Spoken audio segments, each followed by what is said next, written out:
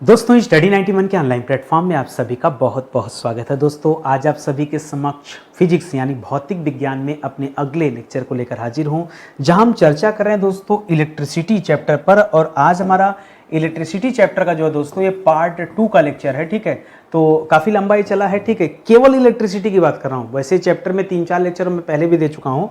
और अगर फिजिक्स के संदर्भ में चर्चा किया जाए तो आज हमारा 492 नंबर का लेक्चर है। और 492 की वजह से ये हमारा 37 नंबर का लेक्चर है। फिजिक्स विषय में आज हमारा 37वां लेक्चर है दोस्तों। इसको आप याद रखेंगे। 36 चैप्टर हम लोग पढ़ चुके हैं, 37वां लेक्चर है। सवालों की बात करें तो करीब 14,760 सवाल दोस्तों आपके तैयार हो जाएंगे। आज का जो टॉपिक है बहुत कठिन टॉपिक है, बहुत कठिन। समझ लीजिए कि मुझे परेशान होना पड़ गया तो आपको कितना परेशान होना पड़ा होगा। ठीक है, आप सोच रहे होंगे नितिन सर आप तो मास्टर हैं, आपको क्यों परेशान होना। मैं परेशान इसलिए नहीं होता कि उत्तर क्या है, मैं परेशान इसलिए होता कि इस उत्तर को मैं बच्चों को कैसे समझाऊं कि उनको याद हो जाए। बात को समझिए, परेशानी इस बात की नहीं है कि मुझे समझ में आया कि नहीं आया, मुझे तो आ गया समझ में, मैं तो अपने हिसाब से उत्तर कर लूंगा। लेकिन मैं अपनी क्लास में एक चीज और ध्यान देता हूं कि मैं बच्चे को कैसे समझाऊं, कैसे याद कराऊं कि उसे याद हो जाए। भाई पर्पस तब ना पूरा होगा। मैं मास्टर हूं, मैं 300 सवाल हल कर दूं, पर्पस पूरा हो गया क्या? नहीं, आपकी नज़र में पूरा हो गया होगा, मेरी नज़र में शून्य है। मैं सारे सवाल हल करूं कोई मतलब नहीं, जब आप सारे सवाल हल कर देंगे पर्पस तो तब पूरा होगा। ठीक है, तो इसी वजह से मुझे बहुत परेशान होना पड़ा इस चैप्टर में कि मैं बच्चों को समझाऊं कैसे। लेकिन फिर भगवान सहायता करते हैं, अच्छे लोगों की मदद हमेशा भगवान करते हैं। ठीक है, तो रात भर परेशान था, सुबह सुबह अचानक से दिव्य दृष्टि मिल जाती है कि इसको ऐसे नहीं ऐसे ऐसे कर लो, आ गए बच्चों को समझ में। ठीक है, तो आ जाता है दिमाग में। चलिए मुद्दे की बात करते हैं। एक बार दोस्तों आप हमारे डेमो क्लास को लेकर देखिए। ठीक है, पेड कोर्स में आकर देखिए, ज्वाइन करके देखिए, पढ़ के देखिए, बहुत बेहतरीन क्लास चलती है। मतलब क्या ही मैं आपको उसके बारे में बताऊं, इतनी शानदार क्लासेस चलती है जो हमारा पेड प्रोग्राम चल रहा है। ठीक है, सीधे आते हैं दोस्तों अपने सवालों पर। पहला सवाल दे रहा है वाटहीन धारा, इंग्लिश भी लिख दिया मैंने यहाँ पर, वाटलेस करंट। ठीक है, कह रहा वाटहीन धारा दोस्तों ये क्या होता है। सर ऐसी भी कोई चीज होती क्या?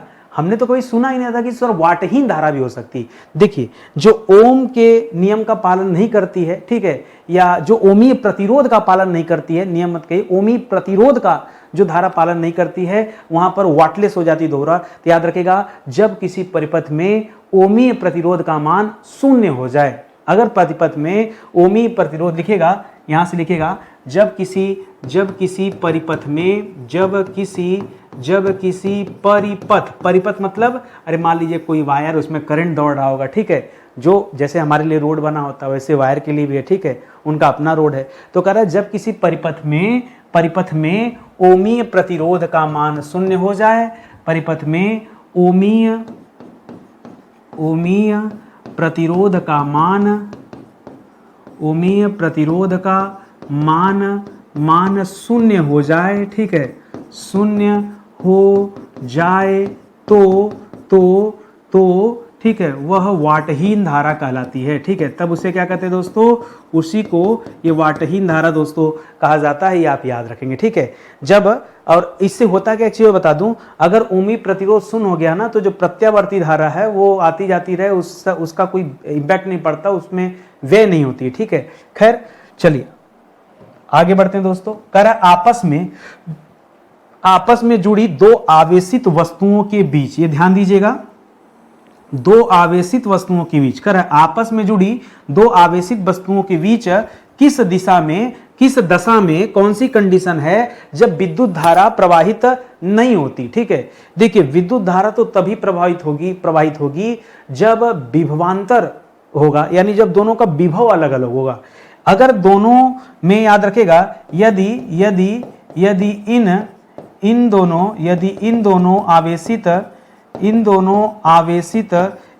दोनों आवेशित वस्तुओं के मध्य, ठीक है, विभव समान हो। ठीक है, विभव समान हो। ठीक है, विभव समान हो तो ठीक है, तो क्या होगा दोस्तों? अगर विभव समान होगा तो उनके बीच विभवांतर होगा ही नहीं। विभवांतर का मतलब क्या? विभव धन अंतर कब? जब दोनों अलग अलग होगा तभी ना। अगर समान होगा तो दोनों के मध्य विभवांतर नहीं होगा और ठीक है, विद्युत धारा भी प्रवाहित नहीं होगी। ठीक है, प्रवाहित नहीं होगी। विद्युत धारा तभी प्रवाहित होती है जब विभवांतर होता है। समान विभव हो जाएगा तो विद्युत धारा प्रवाहित नहीं होगी। सोच रहे होंगे बच्चे कि नितिन सर इसको याद कैसे रखें, यही जो सुबह भगवान ने हमें बताया कि इसका उत्तर कैसे बच्चों को देंगे। मेरे समझ में आया कि अच्छा एग्जाम्पल कि दो टंकी है, दोनों टंकी को आपस में जोड़ दिया पाइप से। ठीक है, दो टंकी को आपस में जोड़ दिया, भाई पानी का लेवल तो बराबर रहेगा ना अगर जोड़ दिए तो। भाई हम कह रहे हैं अगर न जोड़ते तो भाई एक टंकी में ज़्यादा पानी रहे कम पानी रहे क्या फ़र्क पड़ता है। लेकिन यदि पाइप से जोड़ दिए तो ऑटोमेटिक जल का लेवल बराबर हो जाएगा। इससे मैं क्या समझाना चाह रहा हूं कि दोस्तों पाइप से जल प्रवाह कब होगा, जब डिफरेंस होगा। जब दोनों में पानी बराबर होगा तो पाइप से प्रवाह का कोई मतलब ही नहीं है। उसी तरह यहां भी है, जब विभव अलग अलग होता है तभी दोस्तों करंट सप्लाई जो है आती जाती है, नहीं तो ये सप्लाई नहीं होगा, बात ही खत्म। तो विभव में अंतर होना चाहिए, इस बात को आप समझिएगा। ठीक है, तब इस चीज को आप समझ पाएंगे। चलिए आगे बढ़ते हैं। कह रहा ट्रांसफार्मर का उपयोग ये किस उद्देश्य के लिए किया जाता है। हम तो दोस्तों अपने घर में बिजली को बढ़ाने या घटाने के लिए करते हैं। बिजली को बढ़ाने या घटाने हेतु, ठीक है, बिजली को बढ़ाने या घटाने हेतु करते हैं। सवाल ये नहीं है, समस्या इस बात की है कि आपके परीक्षा में ऑप्शन ऐसा नहीं देगा। ठीक है, तो इस प्रश्न का उत्तर आपको याद भी रह के कोई फायदा नहीं है। हर बच्चा जानता है ट्रांसफार्मर का क्या काम होता है। सॉरी, ट्रांसफार्मर कर रहे हैं, ठीक है, बिजली को बढ़ाने का। अरे स्टेपलाइजर मैंने बता दिया, तो घर का स्टेपलाइजर जो घर में करता है। जो बाहर का ट्रांसफार्मर लगा होता है, बड़ी बड़ी जो ट्रांसफार्मर रहते हैं, उनका काम भी दोस्तों ये बिजली घटाना बढ़ाना होता है। ठीक है, लेकिन यहाँ थोड़ा सा मामला दोस्तों आप अलग हो जाएगा। ठीक है, ये जो ट्रांसफार्मर होते हैं, इसको ये तो मैंने स्टेपलाइजर के संदर्भ में लिख दिया यार थोड़ा सा। ठीक है, ये तो स्टेपलाइजर बता दिया। ठीक है, स्टेबलाइजर, ठीक है, तो उसका काम होता है बिजली को घटाना बढ़ाना। चलिए यहाँ ट्रांसफार्मर की बात हो रही, तो दो चीजें याद रखिएगा। एक होता है अपचाई ट्रांसफार्मर, एक होता है अपचाई, एक होता है अपचाई ट्रांसफार्मर और एक होता है उपचाई ट्रांसफार्मर। अपचाई और उपचाई ट्रांसफार्मर। ठीक है, ट्रांसफार्मर ये दोनों अलग अलग, अभी दोनों से मैं संबंधित सवाल बता दूंगा। तो होता क्या है कि जो प्रत्यावर्ती धारा होती है, क्योंकि जो करंट पैदा किया जाता हो तो एसी करंट होता है ना, एसी करंट। ठीक है, तो जो प्रत्यावर्ती धारा या जो एसी करंट होती है, ठीक है, इसको पहले इस ट्रांसफार्मर के पास भेजा जाता है। तो ये ट्रांसफार्मर क्या करता है, ये ट्रांसफार्मर या तो बढ़ाता है या घटाता है, जैसी जरूरत होती है वो काम करता है। हमें क्या लगता है ना कि ट्रांसफार्मर जो गांव शहर और में बड़े बड़े खंभे पर लगा वही ट्रांसफार्मर है। यार मोबाइल के चार्जर में भी ट्रांसफार्मर होता है। ठीक है, पहले आपको समझना पड़ेगा, जो काम स्टेबलाइजर करता है वो तो घर के अंदर लाइट को लाने में कम ज़्यादा कर, जैसे मान हाई वोल्टेज आ रहा है तो लो वोल्टेज कर देगा, लो वोल्टेज आ रहा है तो हाई वोल्टेज का ऑप्शन दे देगा, वो अपनी जगह है। ठीक है, ऐसा ही काम ट्रांसफार्मर भी करता है। वो भी दोस्तों लाइट को कम ज्यादा करने के लिए यूज किया जाता है, और लाइट को जो कम ज्यादा करना है वो दो अलग अलग ट्रांसफार्मर करते हैं। ठीक है, अपचाई ट्रांसफार्मर और उपचाई ट्रांसफार्मर, इसी को इंग्लिश में कहा जाता है स्टेप अप ट्रांसफार्मर और स्टेप डाउन ट्रांसफार्मर। अभी मैं आपको समझाता हूं स्टेप अप या स्टेप डाउन क्या होता है। तो अभी आप समझ गए ना, कोई आपसे पूछे कि ट्रांसफार्मर का कार्य क्या होता है, तो फिजिक्स की भाषा में बताइएगा प्रत्यावर्ती धारा। ठीक है, यानी एसी करंट को उच्चाई या अपचाई ट्रांसफार्मर के माध्यम से कम या ज्यादा करना, यही ट्रांसफार्मर का काम होता है। इसको याद रखेंगे। ठीक है, अगला सवाल कर ट्रांसफार्मर जो दोस्तों ये किस सिद्धांत पर काम करता है। बड़ा प्यारा सा सवाल है कि कौन से मेथड पर ये काम करता है। वैसे ले देकर तो फैराडे वाले पर ही आएगा, लेकिन ऑप्शन आपको फैराडे नहीं मिलेगा, ऑप्शन आपको परीक्षा मिलेगा अन्योन्य प्रेरण। क्या मिलेगा दोस्तों, एक ऑप्शन लिखा मिलेगा परीक्षा में, अन्योन्य प्रेरण। ठीक है, म्यूचुअल इंडक्शन इसको बोलते हैं। क्या बोलते हैं इसको इंग्लिश में बोलते हैं म्यूचुअल इंडक्शन। ठीक है, म्यूचुअल इंडक्शन कहा जाता है दोस्तों अन्योन्य प्रेरण। हालांकि ये किस नियम पर आधारित होता है? तो याद रखेगा फैराडे के नियम पर आधारित, ठीक है, फैराडे के नियम पर आधारित होता है, ठीक है। इस पॉइंट को भी याद रखेंगे, लेकिन जो उत्तर आपको एग्जाम में मिलेगा वो हमेशा ऑप्शन में आपको अन्योन प्रेरण मिलेगा, ठीक है। इसे क्या बोलते हैं? म्यूचुअल इंडक्शन बोलते हैं, तो इसको भी आप याद रखेंगे, ठीक है। चलिए आगे बढ़ते हैं। अगला सवाल दे रहा है ऊंचाई ट्रांसफार्मर, जिसे क्या कहते हैं? Step up. क्या कहते हैं? ऊंचाई को स्टेप अप ट्रांसफार्मर कहते हैं। कर स्टेप अप का काम क्या है? स्टेप अप का काम है विद्युत धारा को बढ़ा देना। देखिए अप मतलब क्या होता है? ज्यादा करना, डाउन मतलब क्या होता है? कम करना। तो इसका नाम स्टेप अप क्यों पड़ा? क्योंकि यह निम्न वोल्टेज को क्या करता है? उच्च वोल्टेज में परिवर्तित कर देता है, यानी निम्न वोल्टेज मतलब विभव को, यह निम्न विभव को उच्च विभव में क्या कर देता है? परिवर्तित कर देता है। तो इसको लिखिएगा, निम्न विभव की विद्युत धारा को, निम्न विभव की विद्युत धारा को क्या करता है दोस्तों? को उच्च विभव की विद्युत धारा में, उच्च विभव की विद्युत धारा में बदल देता है, ठीक है, बदल देता है। कौन दोस्तों? जो ऊंचाई ट्रांसफार्मर होता है, ठीक है, जो ऊंचाई ट्रांसफार्मर होता है बदल देता है, ठीक है। अब आप समझिए कि कैसे होता होगा ये। देखिए मैं आपको एग्जांपल दूं छोटा सा। अभी जैसे मान लीजिए आपके घर में जो वोल्टेज आता है, ठीक है, वो 220 वोल्ट की लाइन आती है, ठीक है। अब 220 वोल्ट की लाइन आई तो मान लीजिए आपको मोबाइल चार्ज करना है, तो क्या आपको मोबाइल चार्ज करने के लिए 220 वोल्ट की लाइट की जरूरत है क्या? नहीं। लेकिन यार जो अपना प्लग आप यूज करते हैं, जो आप चार्जर यूज करते हो, तो उसी में डालते हैं जहां 220 वोल्ट की लाइन आती है। तो वो क्या करता है? मोबाइल को उतना नहीं चाहिए, मोबाइल तो दोस्तों बहुत कम में, मतलब 5-6 में हो जाएगा उसका काम, तो 220 वोल्ट पे जाने की क्या जरूरत है? तो उसको कम चाहिए, तो स्टेप डाउन को यूज करेगा। वो स्टेप डाउन, मोबाइल चार्जर को देखा जाए तो मोबाइल चार्जर एक तरह से स्टेप डाउन ट्रांसफार्मर का उदाहरण माना जा सकता है। इसी तरह से बहुत सारे विद्युत उपकरण ऐसे होते हैं जिसमें 220 वोल्ट से ज्यादा की चीजें मतलब जरूरत होती है, तो वहां स्टेप अप को यूज करना पड़ता है, ठीक है। बस यही छोटी सी बात है, इसको याद रखेंगे। इसी तरह से अपचाई ट्रांसफार्मर क्या करेगा दोस्तों? तो याद रखेगा उच्च विभव की विद्युत धारा को, उच्च विभव की विद्युत धारा को निम्न विभव की विद्युत धारा में बदल देता है, ठीक है, विद्युत धारा में बदल देता है, ठीक है, बदल देता है। तो ये बात दोस्तों याद रखेगा और एग्जाम में यही ऑप्शन आपको मिलेगा, एकदम पक्का फिक्स है। अरे यार उत्तर नहीं बदल जाएगा भाई, भावना समझिए, एक आध अक्षर इधर उधर हो सकता है, मूल दोस्तों यही है, मूल नहीं बदलने वाला है, ठीक है। और आगे बढ़िए, कर मोबाइल चार्जर में क्या यूज करता है, ठीक है। तो मोबाइल चार्जर दोस्तों हमेशा क्या यूज करता है? स्टेप डाउन यूज करता है, ठीक है। यह स्टेप डाउन वाला जो ट्रांसफार्मर है, ठीक है, उसको दोस्तों यूज करता है। स्टेप डाउन को क्या बोलते हैं? अपचाई बोलते हैं। क्या बोलते हैं? अपचाई, ठीक है। ये अपचाई वाला दोस्तों यूज करता है। क्यों दोस्तों? कम चाहिए ना, इसको कम लाइट चाहिए, ठीक है। ये चार्जर दोस्तों याद रखेगा कम विद्युत धारा की आवश्यकता, ठीक है, कम विद्युत धारा की आवश्यकता इसको होती है। इस वजह से यहाँ पर विद्युत धारा को कम यूज करने की वजह से दोस्तों चार्जर एक तरह का स्टेप डाउन ट्रांसफार्मर होता है, उसके अंदर फिट होता है। खोलेंगे तोड़ के देख लीजिए, ठीक है। तो अपचाई ट्रांसफार्मर आपको मिल जाएगा।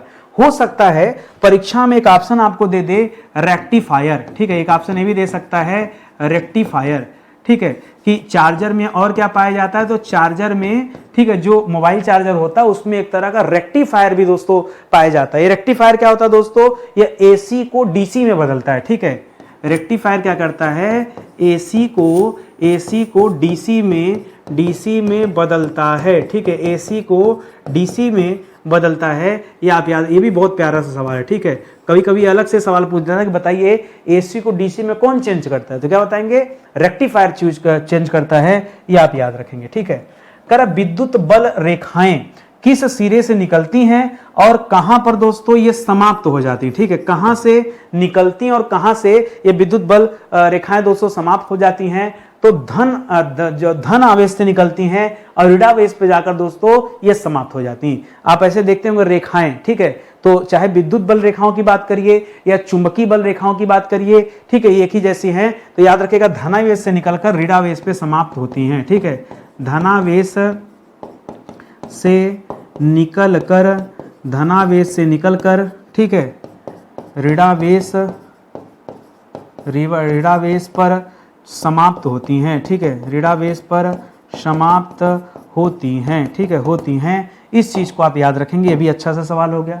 करा किस बिंदु पर कोई आवेश, किस बिंदु पर कोई आवेश किसी प्रकार के बल का अनुभव नहीं करता, ठीक है, बताइए कब वो बल का अनुभव नहीं करता है? सिंपल सी बात है, जब न्यूट्रल मामला हो जाए, ठीक है।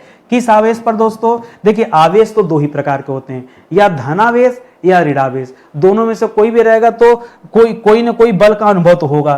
तो इससे अच्छा है कि वह उदासीन हो जाए, ठीक है। उदासीन का मतलब क्या है? न्यूट्रल, ठीक है। यदि न्यूट्रल होगा तब दोस्तों उस पर किसी बल का, भाई आप ही समझो ना, दो लोगों में लड़ाई हो रहा है, आप किसी पक्ष की तरफ रहेंगे तो लड़ाई में तो शामिल रहेंगे, चाहे पांडव की तरफ से रहिए चाहे कौरव की तरफ से रहिए, अगर आप किसी भी एक की तरफ से हैं तो भैया आप युद्ध में शामिल माने जाएंगे। वही काम है, चाहे ऋणावेश की तरफ से रहिए चाहे धनावेश की तरफ से रहिए तो आप शामिल माने जाएंगे। जब आप न्यूट्रल हो जाएंगे यानी दोनों में से किसी की तरफ नहीं, जैसे बलराम युद्ध में गए नहीं, लड़ो मरो हमसे मतलब ही नहीं, ठीक है, कृष्ण गए बलराम नहीं गए, तो बलराम क्या हो गए? न्यूट्रल हो गए, ठीक है। तो समझिए उसी तरह से उदासीन यानी न्यूट्रल, ठीक है, तो इसको याद रखेंगे। और ऐसा कब होता है? जब दो समान प्रकृति के आवेश रहेंगे, जो कोई आवेश लिखा है तब नहीं, जब दो समान प्रकृति के आवेश के कण द्वारा जब कोई बल लगाया जाता तभी दोस्तों इस तरह की कंडीशन बनती है। लिखिएगा यहाँ पे, ठीक है, जब दो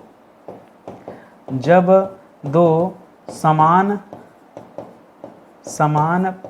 प्रकृति के कण होते हैं तभी दोस्तों ऐसी कंडीशन बनती है, ठीक है। अरे भाई जो समान लोग रहेंगे तभी न्यूट्रल वाली बात, ये तो गर्म में ठंडा, कहाँ न्यूट्रल रहोगे भाई, ठीक है, तब तो दो लोग गरम गरम आ जाओगे, दो ठंडे आ जाओगे तो कैसे काम होगा। करा एक समान वैद्युत क्षेत्र में अभिलंबवत, एक समान वैद्युत क्षेत्र में अभिलंबवत प्रवेश करने वाले इलेक्ट्रॉन का पथ कैसा होता है, ठीक है। देखिए इलेक्ट्रॉन का पथ तो परवलयाकार ही होगा, ठीक है। इलेक्ट्रॉन का जो पथ होता है वो कैसा होता है? परवलयाकार। कैसा होता है दोस्तों? परवलयाकार, ऐसा, ठीक है। ये दोस्तों इलेक्ट्रॉन का पथ है, परवलयाकार होता है, ये आप याद रखेंगे। इलेक्ट्रॉन होता भी कैसा है? ये ऋणावेशित कण होता है, ठीक है। इलेक्ट्रॉन जो है दोस्तों याद रखेंगे ऋणावेशित कण होता है, और इसका जब ये किसी वैद्युत क्षेत्र में प्रवेश करता है, अभिलंबवत प्रवेश करता है, तो यह कैसा हो जाता है? इसका जो पथ हो जाता है वो परवलयाकार हो जाता है, ये आप याद रखेंगे, ठीक है। एक फिक्स उत्तर है, इसको आप ध्यान से पढ़िए। करा यदि परमाणु को, एक परमाणु लिखना है, परमाणु क्या होता है दोस्तों? याद रखिएगा सबसे छोटा कण, ठीक है, इससे छोटा कुछ होता नहीं है, ठीक है। पदार्थ का सबसे छोटा कण जो माना गया वो परमाणु माना गया, अणु से भी छोटा परमाणु होता है। करा यदि परमाणु को किसी वैद्युत आवेश क्षेत्र में रख दिया जाए, किसी ऐसे क्षेत्र में रख दिया जाए जो वैद्युत क्षेत्र हो, वहां रख दिया जाए तो वह परमाणु क्या बन जाएगा? अभी मत कर देना कि सब परमाणु बम बन जाएगा, ठीक है। वह परमाणु वैद्युत द्विध्रुव बन जाता है, ठीक है। क्या बन जाता है दोस्तों? वैद्युत द्विध्रुव, ठीक है, वैद्युत द्विध्रुव बन जाता है जब किसी परमाणु को किसी वैद्युत क्षेत्र में रख दिया जाता तो। और ऐसा होता क्यों है? क्योंकि उसके जो धनात्मक और ऋणात्मक जो वो होते हैं बिंदु होते हैं, वे अपने जगह से विस्थापित कर दिए जाते हैं दोस्तों, यानी ये थोड़ा सा खिसक जाते हैं, ठीक है। तो आप ऐसे लिख सकते हैं कि धनात्मक एवं ऋणात्मक धन लिखिएगा यहाँ पे, परमाणु के धन एवं ऋण आवेश थोड़ा विस्थापित हो जाते हैं, ठीक है, थोड़ा विस्थापित हो जाते हैं। किसके कारण दोस्तों विस्थापित हो जाते हैं? विस्थापन का कारण क्या है दोस्तों? विस्थापन का कारण यही है कि ये विस्थापन का कारण क्या है? जो आपने उसे वैद्युत क्षेत्र में रख दिया उस वजह से, तभी दोस्तों वैद्युत द्विध्रुव बनता है, नहीं तो नहीं बनता। इस पॉइंट को भी याद रखेंगे, ठीक है। मुझे पता है ये सब ऐसे सवाल हैं जो आप जानबूझ के नहीं पढ़ते हैं, इस तरह तो परीक्षा में आएगा ही नहीं।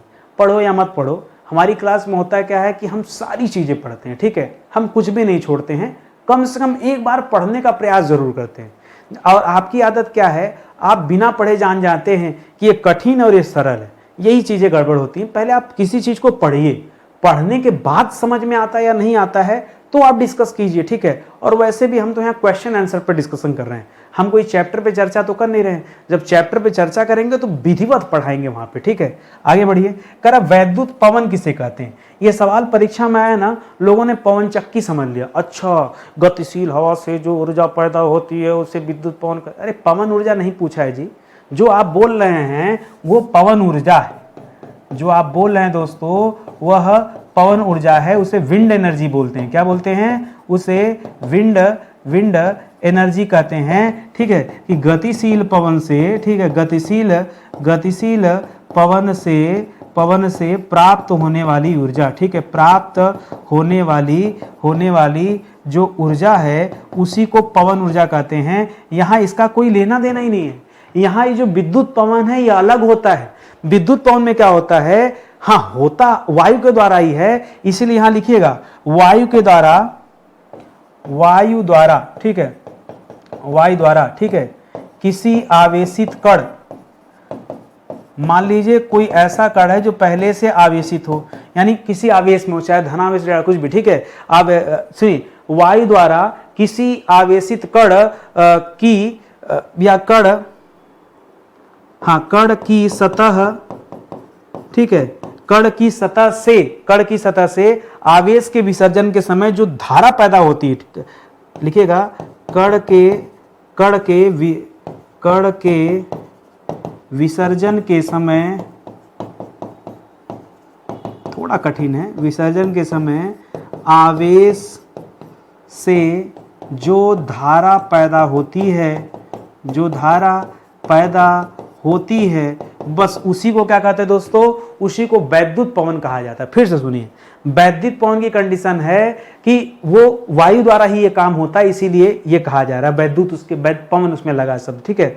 तो वायु द्वारा किसी आवेशित कण की सतह पर, कोई कण आवेशित है उसकी सतह पर जब कण के विसर्जन के समय आवेश पैदा होता है, ठीक है, आवेश से, ये क्या लिख दिया मैंने, ठीक है, हाँ, आवेश से जो धारा पैदा होती है बस उसी को हम वैद्युत पवन कहते हैं। आके एक एग्जाम्पल सुनिए, तब दोस्तों आपको ऑटोमेटिक जो है समझ में आ जाएगा कि क्या बात हो रही, ठीक है। एक सवाल परीक्षा में आता है कि बताइए संवहन विसर्जन क्या होता है, ठीक है। ये जो संवहन विसर्जन दिया है, ये अभी पीछे मैं यहाँ पे जो बता रहा था, देखिए कि विसर्जन के समय जो आवेश से धारा पैदा होती है, बस वही, ठीक है। तो जो संवहन विसर्जन होता है वो भी वायु द्वारा ही होता है। तो लिखिएगा कि वायु द्वारा किसी आवेशित पदार्थ की,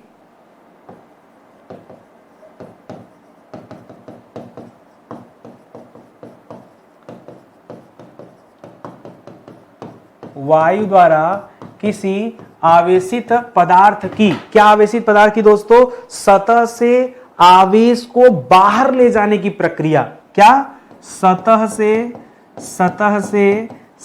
से आवेश को हवा के कारण, ठीक है, आवेश को बाहर ले जाने की प्रक्रिया, ठीक है, बाहर ले जाने की प्रक्रिया ही, यही प्रक्रिया क्या कहलाती दोस्तों, इसी को विसर्जन कहा जाता है। वो विसर्जन हुआ कैसे भाई, कोई कण किसी आवेश में है, हवा के कारण उसका आवेश दोस्तों क्या कहीं बाहर चला जा रहा है, तो बस उसी को क्या कहेंगे, उसी को आवेश विसर्जन कहेंगे। क्या कहेंगे, आवेश। जैसे खूब आप टीम टाम होकर जाइए, आंधी मुंह एकदम चोखा हो जाए आपका, ठीक है, वही क्या हो गया, बिगड़ गया सब, ठीक है। तो बस वैसा ही है कि बेचारा आवेशित था और हवा के कारण मतलब आसान भाषा में समझिए तो समझ में आ जाएगा।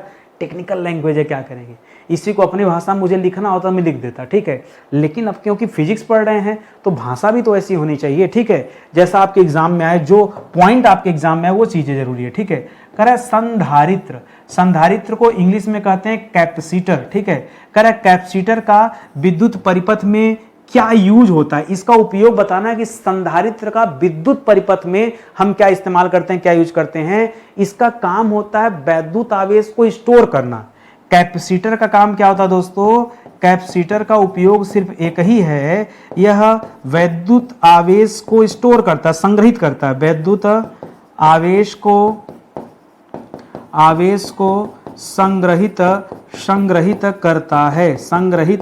संग्रहित करता है, कैपेसिटर होता है दोस्तों। ये आप याद, एक लाइन इसके बारे में आप याद रखें तो आसान है, ठीक है। चलिए कोई बात नहीं, आगे बढ़ते हैं।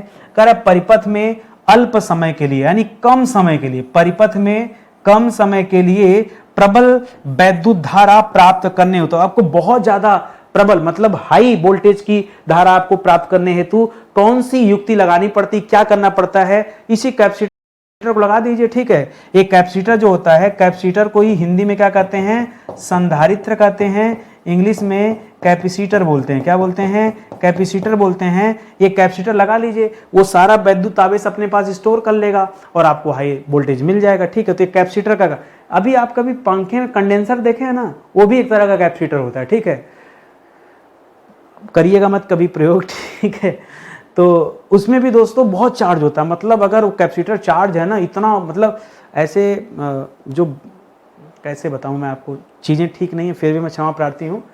प्लग में डाल के डायरेक्ट ऑन कर लीजिए, सारा चार्ज स्टोर हो जाएगा। ठीक है, कहीं टच कर देंगे तो सामने वाला पूरी क्षमता के साथ उड़ जाएगा। ठीक है, खैर ये चीज़ें गलत है। ठीक है, लेकिन तो आप कैपेसिटर का उदाहरण देना तो भाई कुछ ना कुछ चर्चा तो करनी पड़ेगी। ठीक है, चलिए आगे बढ़ते हैं। अब यहाँ देखिए मुद्दा कुछ बता देते हैं। अभी तक दोस्तों मैंने आपको 6 विषय पढ़ा दिया, जिसमें पूरा इतिहास पढ़ा दिया, पूरा संविधान पढ़ा दिया और पूरा भूगोल पढ़ा दिया। ठीक है, यदि आप पीछे प्लेलिस्ट में जाएंगे तो आपको अलग अलग प्लेलिस्ट मिल जाएगी।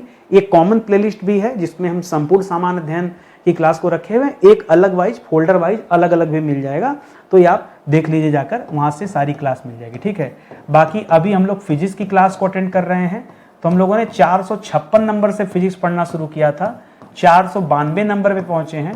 टोटल दोस्तों 37 दोस्तों लेक्चर ये हमारा हो चुका है, 37 लेक्चर ये हमारा दोस्तों हो चुका है, तो आप आके जो है देख सकते हैं। ठीक है, एक चीज़ और, इन क्लास का PDF कहाँ मिलेगा, तो एक वेबसाइट है दोस्तों वैदिकी.com। ठीक है, वैदिकी.com चले जाइए, क्लास का ये वाला जो बोर्ड वाला PDF ये भी मिल जाएगा। आपको प्रिंट कराने के लिए चाहिए कि सर ये बोर्ड वाला तो प्रिंट कराने में बड़ा खर्चा आ जाएगा, तो जो आप प्रिंट कराने वाला चाहिए वो भी आपको मिल जाएगा। इस क्लास से संबंधित सारी PDF वो आपको वैदिकी.com जो है, एप्लीकेशन भी है, वेबसाइट भी है। ठीक है, तो या तो प्ले स्टोर से डाउनलोड कर लीजिए और या जैसे भी देख लीजिए। ठीक है, तो वहाँ से आपको मिल जाएगा, फ्री ऑफ कॉस्ट भी मिल जाएगा। चलिए, संधारित्र, तो जहाँ कहीं भी संधारित्र लिखेगा ना तो इसके बारे में लिखते चलिए, 1-2 बार लिख लीजिए, याद हो जाएगा। कैपेसिटर होता है, आवेश को संग्रहित करता है। ठीक है, आवेश क्या करता है दोस्तों, यह स्टोर करता है, बस इतना याद रखिए। ठीक है, करा संधारित्र का मात्रक क्या होता है दोस्तों, हाँ ये बड़ा अच्छा सवाल है। कैपेसिटर का मात्रक दोस्तों क्या होता है, इसका मात्रक होता है फैराडे, या कभी कभी कूलाम प्रति वोल्ट भी बोलते हैं, तो फैराडे ही लिख लीजिए। ठीक है, फैराडे, ये इसका मात्रक क्या होता है संधारित्र का, तो संधारित्र का मात्रक होता है फैराडे। ठीक है, इसको मत लगाइए नहीं तो फिर इसकी वजह से हो जाएगा गड़बड़। ठीक है, फैराडे या, ठीक है, या इसके अलावा आप कभी कभी एग्जाम में हो सकता है कूलाम प्रति वोल्ट दे दे। क्या दे दे दोस्तों, कूलाम प्रति वोल्ट दे दे, हो सकता है। वैसे ज्यादा चांस है कि फैराडे ही मानेगा, या आप याद रखेंगे, लेकिन में भी फैराडे ना दिया हो तो कूलाम प्रति वोल्ट को भी आप संधारित्र का मात्रक मान सकते हैं। आगे देखिए, करा ट्रायोड या डायोड वाल्वों में जो प्लेट धारा होती है, ठीक है, ट्रायोड या डायोड वाल्वों में जो प्लेट धारा होती है, ये किस नियम का पालन करती है, ये किस नियम का पालन करती है, तो एक मैंने बहुत पहले पढ़ा था, सीएल, चाइल्ड लैंगमूर का नियम। ठीक है, किसका पालन करती है, तो ये उसी चाइल्ड लैंगमूर, ठीक है, चाइल्ड लैंगमूर नियम का ये पालन करती है, इसको लिख लीजिएगा। या आजकल दोस्तों एग्जाम में ना पता चलता है हम जो पढ़ाएंगे वो नहीं देगा, एक नया ऑप्शन भी देने लगा है, या तो ये देगा या तो स्थान आवेश देगा, या तो क्या देगा, जिसे स्पेस चार्ज कहते हैं। ठीक है, या तो स्थान आवेश, जिसे हम क्या बोलते हैं, जिसे हम कहते हैं स्पेस चार्ज। हाँ, ये नया शब्द आपके लिए हो गया। ठीक है, या तो ऑप्शन में देगा कि स्थान आवेश की सीमित धारा का नियम। ठीक है, इसी का सीमित धारा का नियम है, सीमित धारा का नियम। ठीक है, तो या तो ये देगा, या तो चाइल्ड लैंगमूर का नियम देगा, या तो स्थान आवेश के क्या देगा, सीमित धारा का नियम दे सकता है। तो दोनों में से कोई भी एक ऑप्शन मिल सकता है, तो इस हिसाब से आप ध्यान दीजिएगा। ठीक है, करा धारा मापी, जिसे गैल्वेनोमीटर बोलते हैं दोस्तों इंग्लिश में। धारा मापी यंत्र का काम क्या दोस्तों, धारा मापी का काम है धारा को मापना।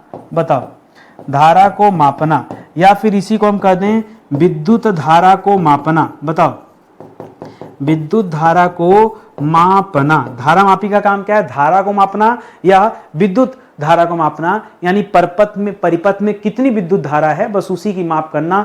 ये कौन करता है दोस्तों? धारा मापी करता है। अमीटर, ये जो यंत्र है दोस्तों, धारा मापी जो यंत्र है, इसी यंत्र के अंतर्गत एक हम पढ़ते हैं अमीटर, ठीक है, अमीटर या अमीटर, ठीक है, उसका काम भी दोस्तों यही होता है। करा धारा मापी यंत्र द्वारा किस एम्पियर तक की धारा दोस्तों मापी जाती है? ठीक है, क्या सवाल दिया कि कितना एम्पियर तक की धारा ये धारा मापी से दोस्तों मापी जा सकती है, ये बताइएगा। धारा मापी से कितने एम्पियर तक की ये धारा दोस्तों माप सकते हैं? तो देखिए एग्जाम में जो मिलेगा ना, शॉर्टकट में लिखा रहेगा तो 10 की घाते -9 एम्पियर लिखिएगा, ठीक है। एक उत्तर इसका क्या है दोस्तों? एक उत्तर इसका है 10 की घाते -9 एम्पियर, ठीक है, एम्पियर। और एक दोस्तों इसका दूसरा उत्तर है, मुझे लगता है ये 10 की घाते -9 वाला एक कम पूछा जाएगा, क्योंकि धारा मापी से एम्पियर मापना है तो ये भी डिसाइड करना पड़ेगा ना कि कितना। देखिए धारा मापी छोटा भी होता है, बड़ा भी होता है। अब धारा मापी, ठीक है, सुनिएगा, धारा मापी यदि 5 ओम का है, ठीक है, देखिए साइज होता है, जैसे हर स्टेबलाइजर की साइज होती है, इन्वर्टर की साइज होती है, उसी तरह से इसका भी साइज होता है। तो धारा मापी का प्रतिरोध यदि 5 ओम है, ठीक है, यदि प्रतिरोध कितना है दोस्तों?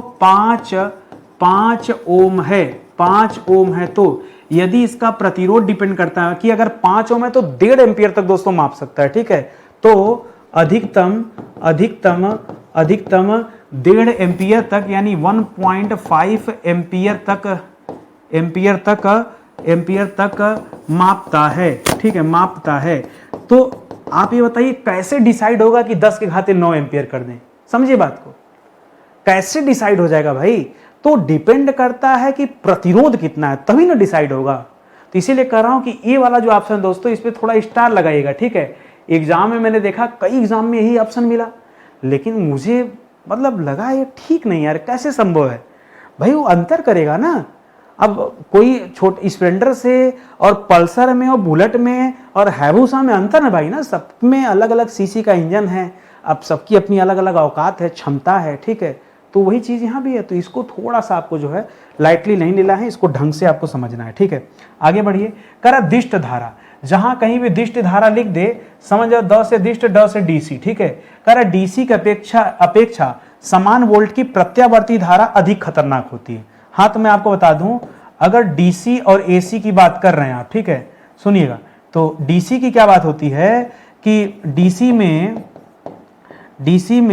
220 वोल्ट, ठीक है, 220 वोल्ट की धारा सच में, ठीक है, वास्तविक रूप में, ठीक है, वास्तविक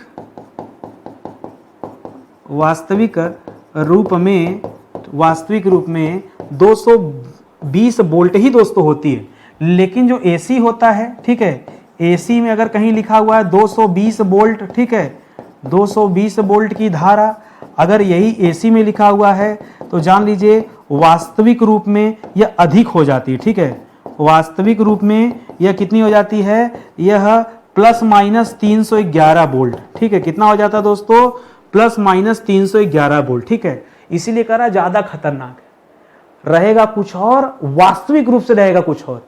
अरे ये जो प्रत्यावर्ती धारा है, सरकार जो बड़ा बड़ा लगा के बिजली पैदा कर रही, वहां एसी पैदा होता है जी, वहां एसी पैदा होती है, ठीक है। एसी मतलब एसी जो ये धारा आप देख रहे हैं, ठीक है, ये प्रत्यावर्ती धारा दोस्तों वहां पैदा होती है।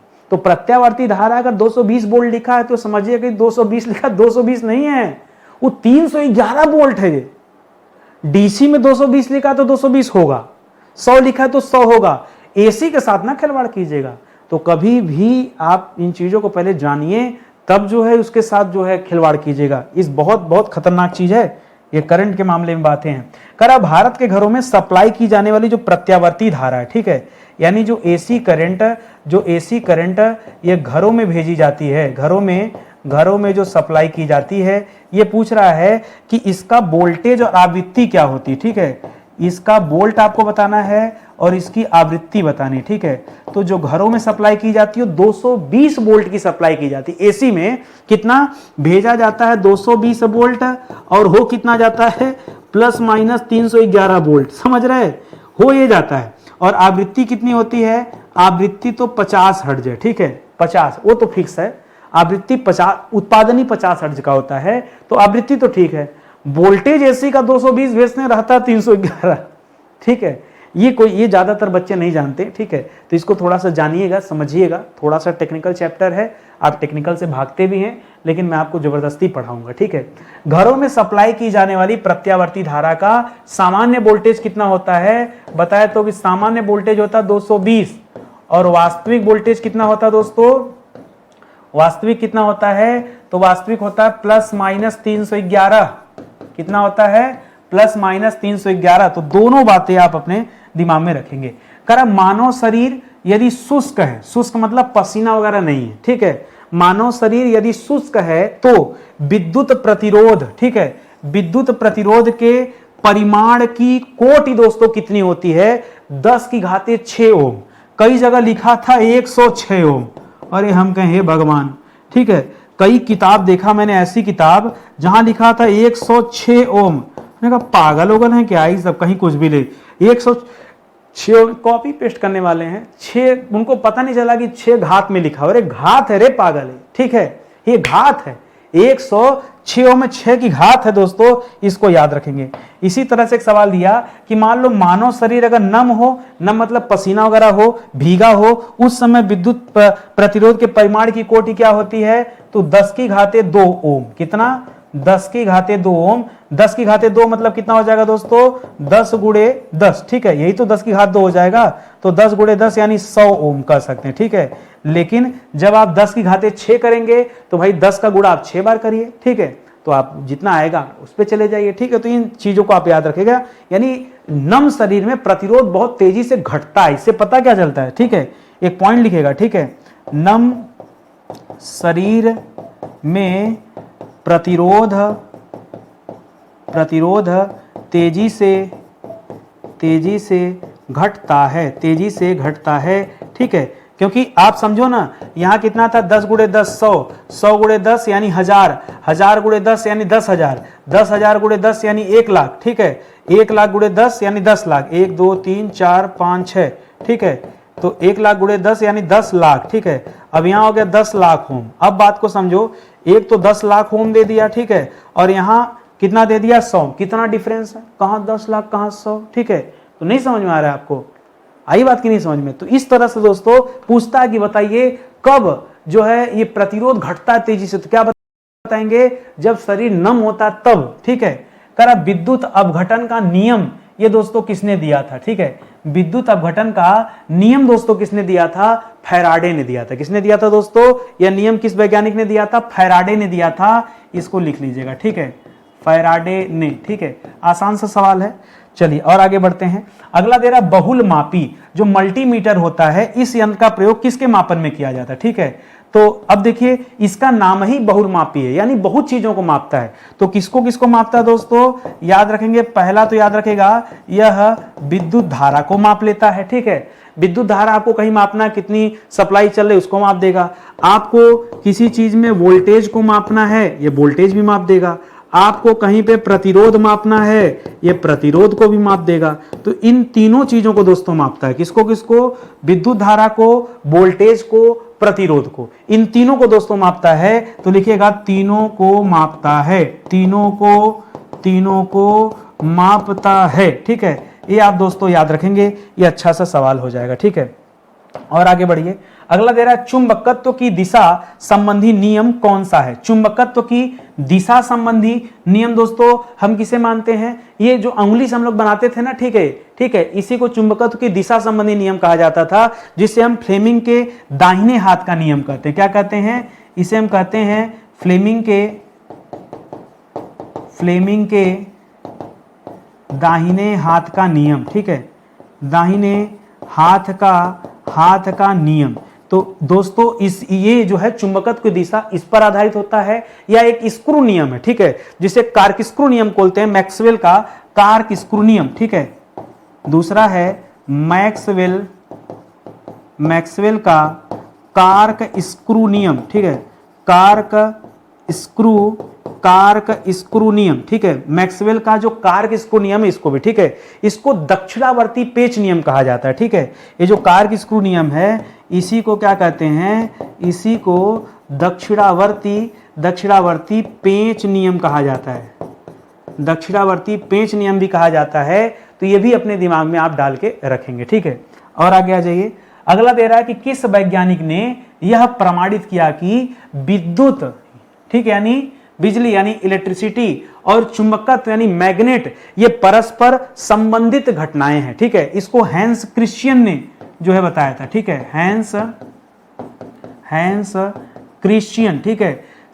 लेकिन सवाल है ना कि परीक्षा में हैंस क्रिश्चियन नहीं देगा, इनका जो आखिरी शब्द दोस्तों इनके नाम में ओरस्टेड वो शब्द देगा, ये लिखवे नहीं करेगा, सीधा दे देगा ओरस्टेड, ठीक है, ओरस्टेड, ठीक है। इनका पूरा नाम था हैंस क्रिश्चियन ओरस्टेड। तो आप भी जो है शॉर्टकट में आप ओरस्टेड ही याद रख लीजिए क्योंकि ये ज्यादा इंपॉर्टेंट, ठीक है। ओरस्टेड ने बताया था कि विद्युत यानी इलेक्ट्रिसिटी और मैग्नेट यानी चुंबकत्व जो है परस्पर संबंधित घटनाएं हैं, ठीक है, ये दोस्तों इन्होंने बताया था। करा चुंबक को मुक्त रूप से लटकाने पर यह किन दिशाओं को सूचित करता है, तो चुंबक हमेशा उत्तर दक्षिण दिशा में, अगर आप स्वतंत्र लटकाएंगे तो उत्तर दक्षिण दिशा में दोस्तों अपने आप घूम जाएगा, एकदम फिक्स है यही, ये कभी पूर्व पश्चिम रास्ता नहीं, अगर आप स्वतंत्र लटका देंगे तो अपने आप ये उत्तर दक्षिण दिशा में घूम जाएगा, ठीक है। अब देखिए यहां पे दो चीजें हैं, चाहे आप उत्तर दिशा कहिए, चाहे आप इसे उत्तरी ध्रुव कहिए,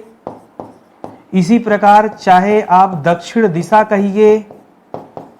अब कई लोग दिशा ना करके मान लीजिए दे दिए उत्तरी ध्रुव दक्षिणी ध्रुव, ठीक है, तो मामला वही हो जाएगा, उत्तरी ध्रुव दक्षिणी ध्रुव, चाहे उत्तर दिशा दक्षिण दिशा, और चाहे धनात्मक ध्रुव ऋणात्मक ध्रुव, इसको धनात्मक ध्रुव बोलते हैं, ध से ध्रुव, ठीक है, तो धनात्मक ध्रुव, ठीक है, उत्तरी वाले को बोलते हैं। दक्षिणी को क्या कहा जाता है, ऋणात्मक ध्रुव कहा जाता है, ठीक है।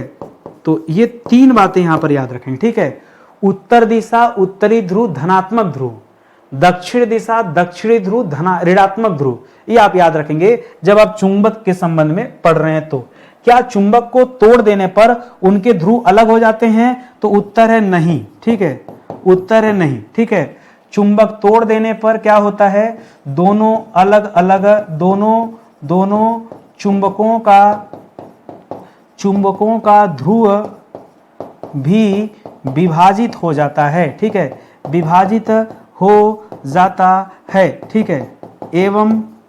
एवं वे पूर्ण चुंबक की भांति ही व्यवहार करते हैं, एवं वे पूर्ण चुंबक की भांति ही व्यवहार करते हैं, ठीक है, व्यवहार करते हैं, ठीक है। किसी बच्चे ने सोचा मान लो एक चुंबक इतना बड़ा है, एक उत्तरी ध्रुव हो गया एक दक्षिणी ध्रुव हो गया, क्या सर बीच से तोड़ दिया जाए और इसको दो कर दिया जाए तो क्या होगा, तो इसका ध्रुव खंडित हो जाएगा, नहीं, तो यहां उत्तरी यहां दक्षिणी फिर यहां उत्तरी फिर यहां दक्षिणी अपने आप वो बन जाएगा, ये आप याद रखेंगे। यानी पूर्ण चुंबक की भांति वो व्यवहार करता रहेगा, उसमें कोई चेंजेस नहीं होता, ये आप याद रखेंगे, ठीक है। तो थोड़ा सा टेक्निकल था, कठिन था, तो परेशान नहीं होना है, आपको लगे रहना है, भागना नहीं है विषय से, ठीक है। आप जब भागेंगे विषय आपको दौड़ाएगा, आप उन विषय में हमेशा कमजोर रहेंगे, ठीक है। भागिए ना, पढ़िए, पढ़ने से ही सलूशन मिलता है। एक बार पढ़िए, गलती से अगर इस वीडियो को आपने दोबारा देख लिया ना, अपने आप लगेगा और सब रट गया हमको, ठीक है। तो जिस तरह से मैं मेहनत कर रहा हूँ आप भी मेहनत कीजिए। एक चीज और कहना चाहूंगा, आप एक मौका दीजिए, हमारे पेड कोर्स को देखिए, आपको भरोसा नहीं होगा दोस्तों, पेड कोर्स में इतनी गजब की क्लासेस चलती है ना, एक बार आप पढ़ के देखिए। ये मैं कोर्स बेचने के लिए नहीं बोल रहा हूँ, ठीक है, पढ़ के देखिए, बहुत अच्छा आपको लगेगा। चाहे हिंदी का कोर्स ज्वाइन कर लीजिए, डेमो देख लीजिए ना, मत खरीदिए कोर्स। अगर आपको लग रहा है मेरा पैसा जा रहा है ना, कोर्स मत खरीदो, एक काम करो, हिस्ट्री का कोर्स ले लो, और हिस्ट्री का कोर्स ले करके कंप्लीट हिस्ट्री का बैच हमने लॉन्च किया, तो मॉडल दिख रहा है यहाँ पे, कंप्लीट हिस्ट्री का बैच लॉन्च किया दोस्तों। उसमें आकर के आप एक बार डेमो देख लो, डेमो से बहुत कुछ आपको पता चल जाएगा कि क्या क्वालिटी है क्लास की। और देखना कहाँ से, तो हमारा एप्लीकेशन है स्टडी 91 ऑफिशियल, इसे डाउनलोड कर लो और सब कुछ दोस्तों आपको इसी पे मिल जाएगा। कहीं कोई क्वेरी है, कुछ पूछना जांचना है, तो हमारा हेल्पलाइन नंबर है, कॉल भी कर सकते हैं, मैसेज भी दे सकते हैं व्हाट्सएप पे, तो हमारी टीम आपसे जुड़ जाएगी, ठीक है। तो आज का सेशन ही समाप्त होता है, मिलते हैं अगले लेक्चर में, तब तक के लिए बहुत बहुत धन्यवाद आप सभी का। जय हिंद, जय Bharat, thank you so much.